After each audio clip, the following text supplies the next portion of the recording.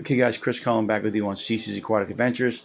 And I came into the fish room this morning and I said, why is this filter making so much noise? So I looked in here, pulled this apart, pulled it off, and I saw that my mechanical filtration, which is polyfill, was clogged, or was clogged with a lot of, you know, dirt and all the other stuff that polyfill picks up in your filter.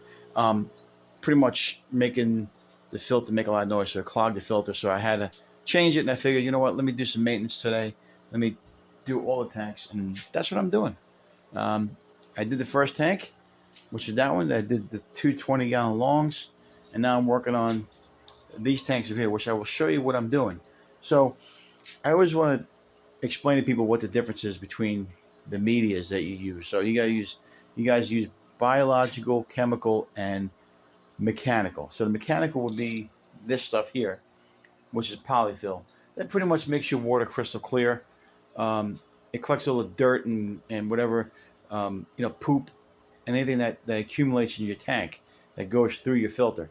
This does a great job of picking everything up, making your water crystal clear. Now, when it does get clogged, you notice your water won't be as crystal clear, be kind of cloudy, um, and you could also clog your filter if you don't pay attention to it. And then if you happen to not change it, and it gets clogged and the filter's not running as good, and you're not getting, if it gets clogged, it's not going to clean your tank as good, and you're gonna build up nitrates in your tank because you're not um, your beneficial bacteria has nowhere to go because it's clogged. So I do notice if I don't change it every month, some of these fish won't look as good and the tanks won't look as good. So I try to keep up with it every month. You also don't want to lose a lot of beneficial bacteria either. That could kill your tank. So the best way to do it is when you need a biological filtration, um, something to put where the beneficial bacteria can stick to. I use ceramic media. Let me show you real quick what that is. Um, this is stuff I use. This is your mechanical filtration, polyfill.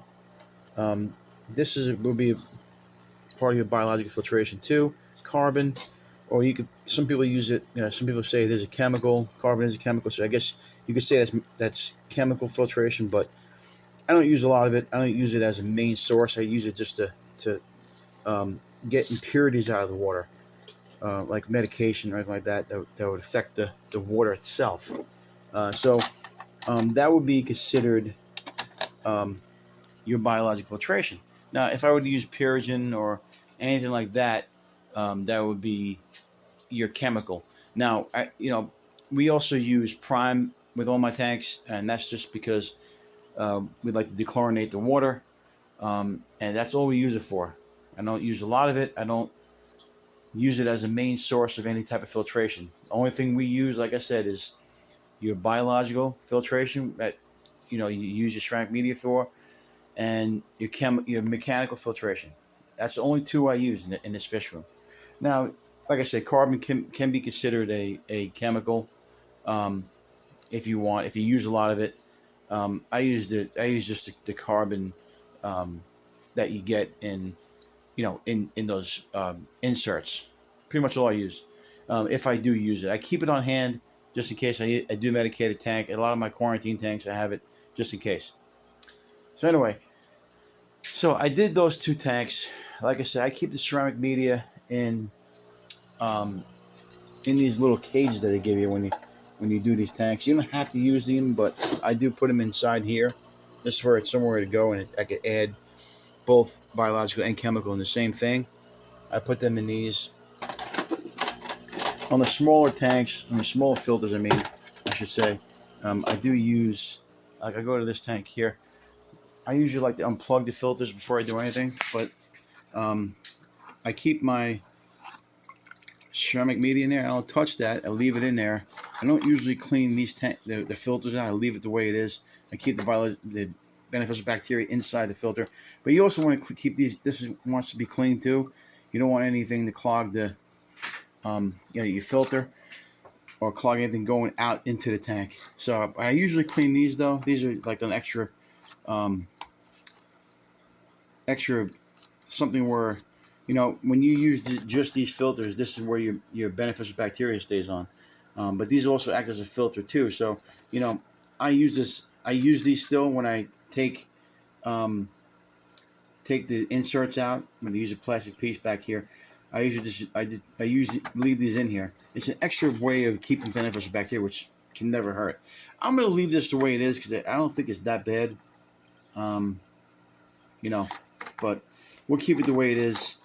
Let me just show you what polyfill I use. So get back to the polyfill, and they also sell this, and you can buy these in little pieces that they sell.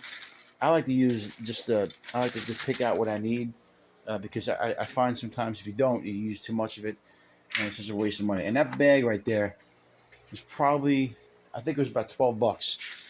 And this, I've only used this. I already did maintenance in this tank twice, so you can see I still have a bunch of it left. So you want to put it in there. You don't want to put too much in there, but the water's still going to be able to flow. But I cover it up, and then it's just the wrong way. So cover it up, and like I said, we took the inserts out. I know people don't like to do that, but we do. It just saves some money. So let me just plug this in.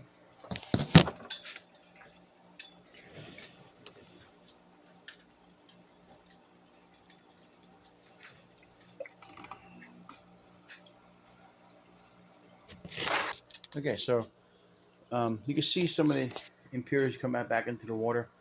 Some people don't like that, so they'll rinse it out. But this is gonna go right back into the filter anyway. So I don't really concern myself too much with it. You can. Some people do like to take these out, and rinse them, the whole filter. I don't. Um, I just don't. But you can see most of my filters have um, plenty of places for the beneficial bacteria to grow. This is another sponge filter.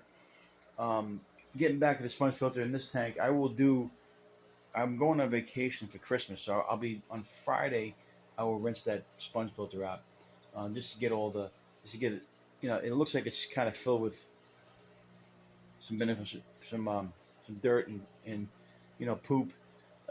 You don't want to rinse it all out, but you do want to make sure it's going to be effective with these fish in there. Now I don't usually run that many filters on a tank this small, but because I have more fish in there, I like to keep as much beneficial bacteria as I possibly can. It just keeps the fish healthy. You can see the fish look great in there. It is a smaller tank, but we were looking to get a bigger one. Anyway, so that's your hang on back filters. Pretty much they all work the same way. I will be doing these today too. Um, these usually aren't that big. I don't have an overstock tank, even though the fish are getting bigger. But I will do that. I will change these right now. I'm gonna do this. I only run one canister filter. I'm gonna show you guys how I do that. So let me clean out these. Finish cleaning these out. I do want to do this filter here. There's a filter down here I like to check. Even though there's an internal filter in that tank, I like to check the hang on back. I will be doing that next, and the only thing I have to check is that 55 gallon and the canister filter. So give me a couple seconds. I just wanted to explain to you guys how I do it, and like I said, um, if you do have hang on back filters and you still have the cartridges that they give you, my suggestion to you is, if you're going to change them, always run dual filtration. One of the main reasons why I run two filters, one is because there are actually two reasons. One is because I like to overstock my tanks, and then another one is, in case you do have to change the cartridges, or even say, um, yeah, even have to change the cartridges. You want to do one at a time. So you want to do one day, maybe one week, and then wait the next week, so that other filter can build up beneficial bacteria. So the way I run my filters is there's always, I can do both at one time because I run ceramic media in there, and that is biological media that collects beneficial bacteria. So the beneficial bacteria is sticking onto the ceramic media, so I don't have to worry about it going anywhere. when I change the polyfill. So I'm only changing the mechanical. We're keeping the biological filtration in there that keeps your beneficial bacteria. So that's the way I do it, and it's just easier for me. But again, this filter here is a little different, but I'll be changing that too. You can see how high the water level is in this. So that's probably too high. You don't want to go above this. So it's just about there. This filter here, if I didn't show you before, most of these filters, if you look, this one's kind of hard to look at, but this one here has a water level, so you don't want to go higher than that. You really don't want to go higher than that. Let me get a better one. I can't really see it that good in here. If you look at this filter here, right there is your water line where you want it to go. You don't want it to go any higher than that because then you're going to overflow the filter. And in case you guys don't know, if you do overflow the filter, this filter, if it's going to overflow over the back, it's going to keep filtering until all the water comes out of the tank, and then you come home and your tank will be half empty. Same thing with this filter here. Most filters, you want to keep it where that's your water level right there. You don't want to go above that line on the bigger filter. I've had filters overflowing me and I haven't paid attention to it, and they'll go right over the floor. And then next thing you know, you have water all over the floor, and especially if you have a carpet in your room. That's why I like having my tanks on concrete like this, because if it does leak, you'll notice it right away. And a lot of times, if you have a carpet, the water just gets sucked into the carpet. You don't pay attention, and you're like, "Why is my tank half full?" Anyway, that's just some tips there for you guys to let you know. This is the way I do it. There's so many different ways you could use your filtration, but I like hang-on backs. I feel like the way I run them, they last longer, and I think that with those carbon cartridges, you're doing almost damage to your tank, because I don't think the carbon is that great, especially if you're only using that for your biological filtration. You want to keep something that's always going to keep it in there. And also, if you are running hang-on back, you could also run, like I said, a sponge filter, but you don't want to change both of those at one time. I also have seasoned tanks too, so there is a lot of beneficial bacteria in my tanks because I have seasoned tanks, as Corey from Aquarium Co-op will call it.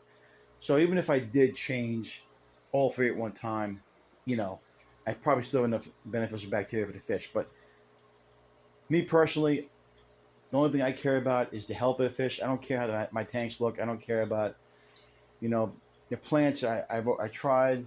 They don't do me any good. Only because I'm in the garage and I can't really incorporate a lot of sun in here. So you want natural sun when you do plants.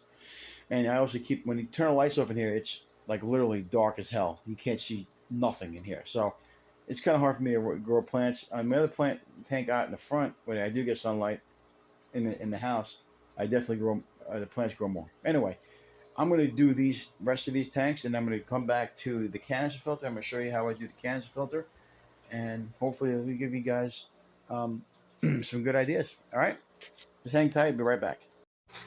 So, being that this video took longer than I wanted to take, we're going to do this in two parts. So it's going to be maintenance, part one, and then maintenance part two, because I'm not going to put a 30-minute video about how to clean filters and how I do it. So I'll do two separate videos. The canister filter one, I think I wanted to do a step-by-step, because I haven't done that yet. But we're going to do it in two parts. So this was part one. Stay tuned for part two, which should come out in a couple of days. And this first one here, we're going to just let you know how we did it, and then next time we'll show you how to do the canister filters, and I got some other important information, educational information that may help you. So keep an eye out for the second video, but like I said, this will be done in two parts. So again, if you like the content, subscribe, tell your friends, comment, all that good stuff. I'm a very interactive person, so if you do comment, I will give you my opinion or take on whatever you want to ask me. So don't be afraid.